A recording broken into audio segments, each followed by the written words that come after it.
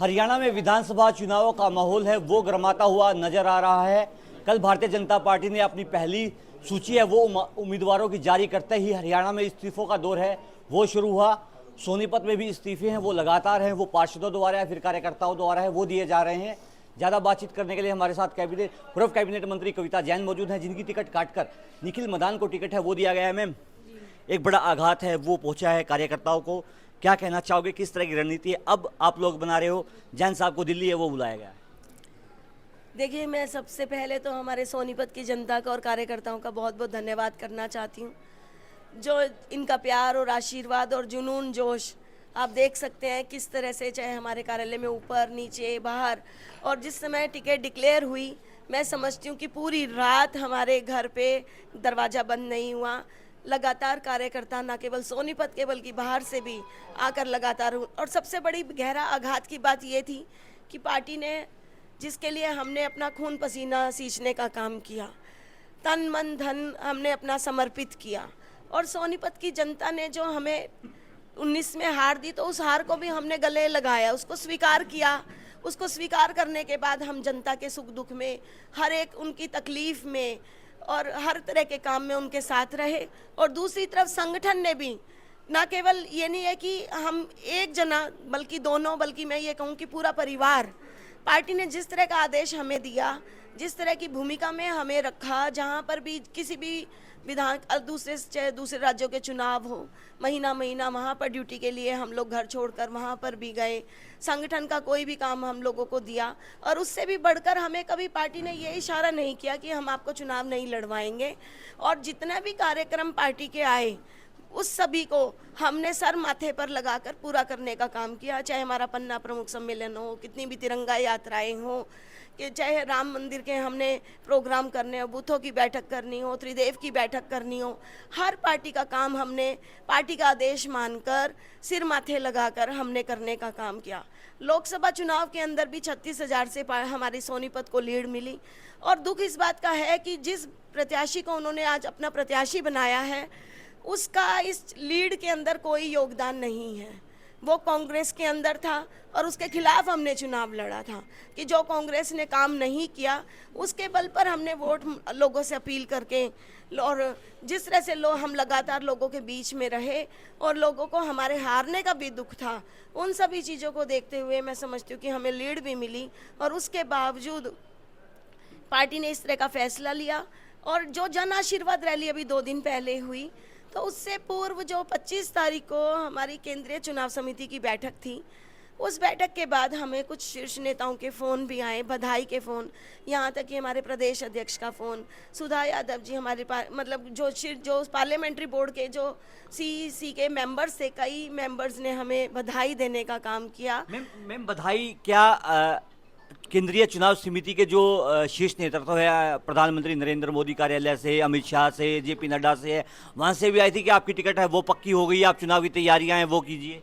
देखिए, हमने उस लेटर को तो नहीं देखा, लेकिन एक चारों तरफ से आवाज़ आ रही थी और हमें खुद बधाई दी। जैसा कि मैंने आपको बताया कि हमारे चाहे वो प्रदेश अध्यक्ष हो, उन्होंने भी हमें बधाई दी। और कई फ़ोन हमारे पास हमारे शीर्ष नेतृत्व से और भी आए। फिर क्या हुआ कि 2 दिन में इस तरह का उलटफेर है वो पार्टी में हो गया? संगठन की पार्टी है वो कहा जाता है भारतीय जनता पार्टी को, आप लंबे समय से इस पार्टी में विधायक भी रही, मंत्री भी रही, क्या कांड रहे कि आखिरकार 2 दिन के अंदर ही पूरा का पूरा गेम है वो बदल गया? अब कविता जैन, राजीव जैन का क्या स्टेप है वो रहने वाला है? देखिए, 2 दिन के अंदर क्या हुआ इसकी तो हम नहीं बता सकते कि क्या हुआ, किस कारण से हुआ, लेकिन पब्लिक भी समझदार है कि क्या हुआ होगा और कैसे एक बाहर के आए हुए व्यक्ति को, जिसका कोई वजूद नहीं, जिसका इस लोकसभा के अंदर लीड लेने का कोई, जो हम लोगों ने भारतीय जनता पार्टी ने लीड ली उसमें उसका कोई कंट्रीब्यूशन नहीं। तीसरा, सोनीपत की जनता के साथ भी उसका कोई बहुत लंबा कनेक्शन नहीं। चौथा, जिस तरह से खुद मनोहर लाल जी जब इलेक्शन के लिए यहाँ पर आए थे मेयर के लिए, और जिस तरह के बातें उन्होंने उसके लिए क्योंकि हमें किसी भी तरीके से नहीं लगता था कि राजीव जैन, कविता जैन वर्सेस निखिल मदान, तो किसी से भी पूछो तो ये नहीं लगता था कि वो बंदा संगठन की दृष्टि से देखो, चाहे सेवा की दृष्टि से देखो, चाहे कार्य की दृष्टि से देखो, चाहे उनकी नीति की दृष्टि से तो मैडम, लेकिन मैडम मेरा सीधा सवाल आपसे है, जब पिछली बार आप चुनाव हारी थी 33,000 से ज़्यादा वोटों से वो हारी थी, उसके बाद ये कहा जाने लगा कि राजीव जैन को है वो टिकट दिया जाना चाहिए। पूरे सोनीपत से अलग अलग सर्वे है वो निकल कर सामने आए, लेकिन जिस तरह से 2 महीने पहले कांग्रेस का दामन छोड़कर बीजेपी में शामिल हुए हैं और अब उन पर दाव है वो खेल दिया है, ये सीधा कह रहे हैं कि उन उम्मीदवारों को टिकट है वो दी जा रही है भारतीय जनता पार्टी द्वारा जो कि जीता उम्मीदवार हो। क्या आपका कोई सर्वे में कोई नाम नहीं आ रहा था कि आप नहीं जीत सकते दोबारा से?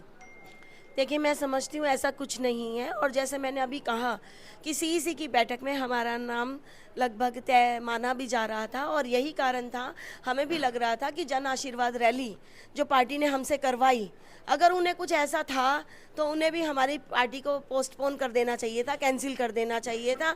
इस तरह से हमें धोखे में नहीं रखना चाहिए। मैम, 8 सितंबर की बड़ी बैठक है वो राजीव जैन जी ने है वो बुला ली है, आपने बुला ली है, क्या निर्दलीय चुनाव लड़ने की इच्छा तो नहीं है?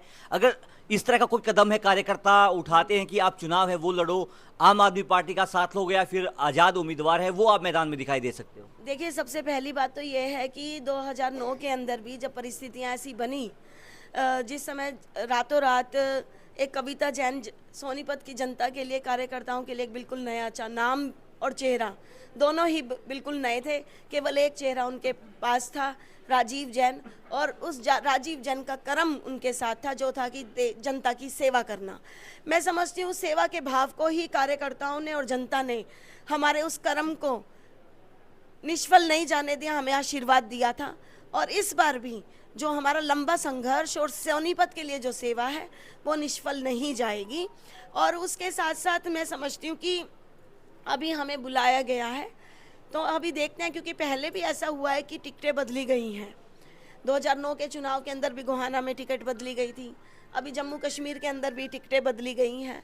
तो अभी हम देखते हैं, और एकता में शक्ति होती है। जिस तरह से सोनीपत के लोगों की खाली कार्यकर्ता नहीं है, आप देख सकते हैं आज यहाँ पर समाज शहर के सभी मौजूद आदमी हैं, अलग अलग 36 बिरादरी के लोग, अगर मैं कहूँ तो कम नहीं होगा कि 36 बिरादरी के लोगों की एक ही आवाज़ है कि ये जो निर्णय पार्टी ने लिया है वो गलत है और इसको बदलने की मांग। मैडम, मेरा आपसे लास्ट सवाल, अगर पार्टी ने टिकट नहीं बदला, क्या प्रत्याशी का विरोध होगा या फिर भारतीय जनता पार्टी का खुलकर विरोध है वो हर मन से होगा? देखिए, वो 8 तारीख को हम सबको बताएंगे, क्योंकि आज 5 तारीख तो हो ही चुकी है। तो आज गए हुए हैं शीर्ष नेतृत्व से मिलने, पार्टी क्या अपना डिसीजन लेती है और उसके बाद हमारा अगला कदम क्या होगा वो 8 तारीख की बड़ी बैठक के अंदर हम घोषणा करेंगे। देखिए, कविता जैन जी हमारे साथ मौजूद थी। 8 तारीख को एक बड़ी बैठक है वो बुलाई गई है और लगातार ये कह रहे हैं जैसे ही चुनाव उम्मीदवारों की घोषणा हुई उसके बाद बीजेपी में विरोधी सुर है वो उठने लग गए। सोनीपत से पंजाब केसरी के लिए सलीम मलिक। हमसे जुड़े रहने के लिए हमारे YouTube चैनल को सब्सक्राइब करें और नई वीडियो की नोटिफिकेशन के लिए बेल आइकॉन को दबाएं। अगर आप ये वीडियो Facebook पर देख रहे हैं तो लाइक जरूर करें और ज्यादा से ज्यादा शेयर करें। धन्यवाद।